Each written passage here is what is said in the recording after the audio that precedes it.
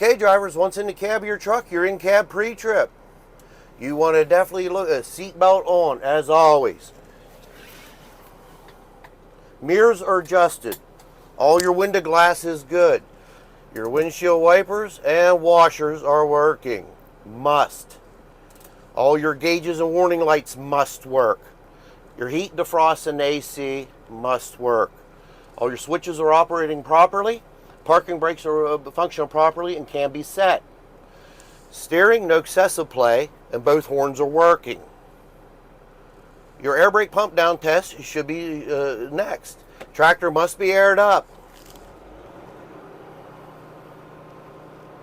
Compressor kicked, engine off, key on. You must have gauges and warning lights.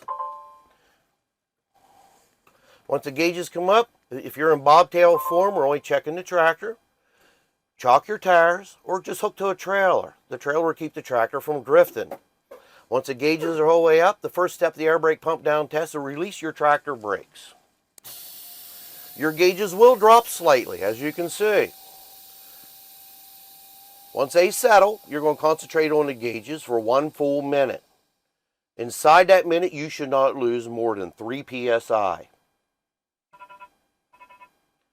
After that minute, foot on the brake and hold it. Again, they're going to drop. You just applied the brakes. Once the gauges settle again, another minute. You should not lose more than 4 psi inside that minute. Both steps, 0 is ideal. After that minute, you want a fan. You should have a warning light and buzzer come on at 60 psi. There we go. After 60 psi, you keep fanning. Your parking brakes have to reset on the dash. That's got to pop on its own between 20 and 40. I'm at 40 now.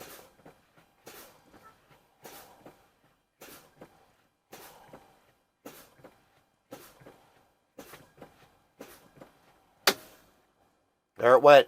If that does not pop all by itself between 20 and 40, that failed the air brake pump down test. It did. Start your engine.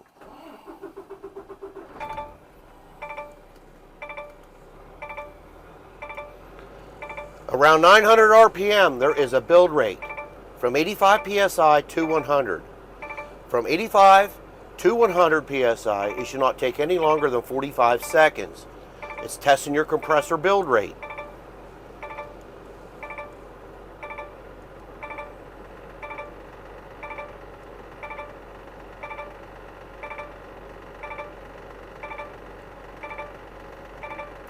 Once it achieves 85 PSI, 85 to 100, once again, 45 seconds or less.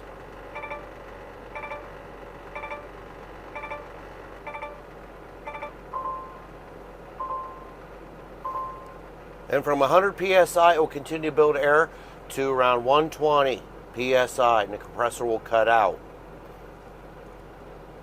As air pressure drops, the compressor should come back in between 90 and 100. You should never look down at your air pressure gauges while you're going down the open interstate to see your air pressure below 90 PSI. You got a severe leak or you lost an air compressor. If so, you need to get it parked ASAP. It just kicked. We'll pump it down, see if it comes back on.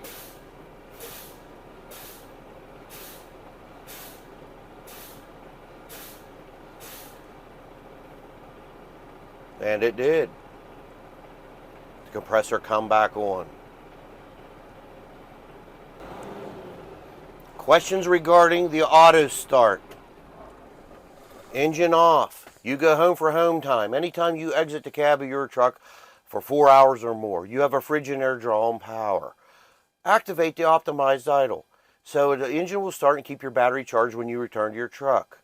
Utilize it during sleeper berth time. We have other videos that explain this more in depth.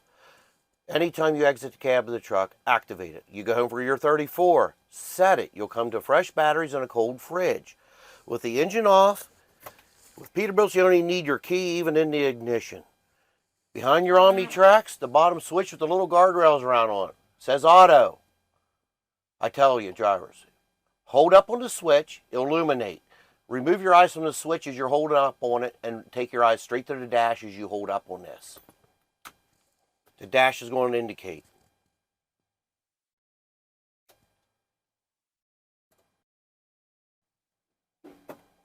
Did you hear it key up? Let off the switch. It'll stay red. It is activated. It will sit here and the main tractor engine will not start until your voltage drops below this. Right here it says 86% below your actual voltage. The top is what the voltage is in the batteries. The percentage is exactly what's in the batteries now, 86%. This will gradually tick down naturally. Your fridge is drawing power. As this gets down to around 55% or below, the truck will automatically start, charge the batteries, and go back to sleep, as long as this is activated. As you can see, the dash lit up. Auto start enabled. Your horn will blow the first initial time it does activate itself. It won't blow it after that.